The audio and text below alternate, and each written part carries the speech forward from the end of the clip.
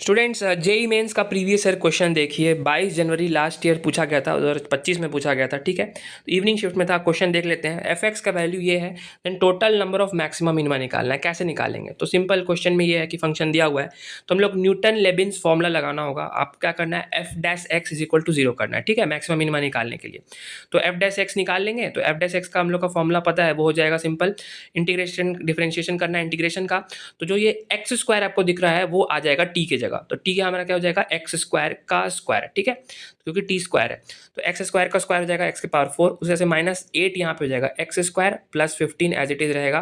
ठीक है, डिनोमिनेटर में जाएगा ई के पावर एक्स स्क्वायर, तो यहाँ पे एज इट इज आया। ठीक है, एक और स्टेप आएगा यहाँ पे, क्या है, जो हम लोग का ऊपर लिमिट है एक्स स्क्वायर उसको एक बार डिफरेंशिएट कर देंगे तो हो जाएगा 2x। ठीक है, सिंस ये लोअर लिमिट 0 है तो नेक्स्ट टर्म 0 हो जाएगा। तो ये हम लोग का एफ डैश एक्स आ गया।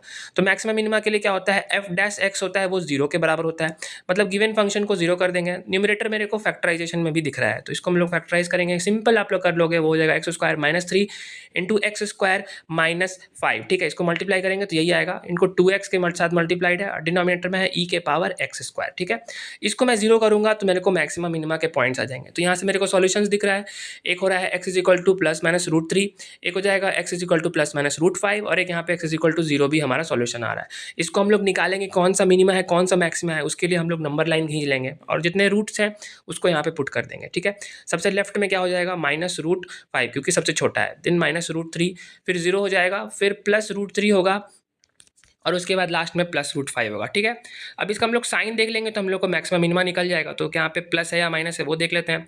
तो डिनोमिनेटर हम लोग को दिख रहा है कि वो हम लोग का ई पे पावर एक्स स्क्वायर, तो ये हमेशा पॉजिटिव है, मतलब न्यूमरेटर ही डिसाइड करेगा साइन। ठीक है, उस पूरे टोटल फंक्शन का।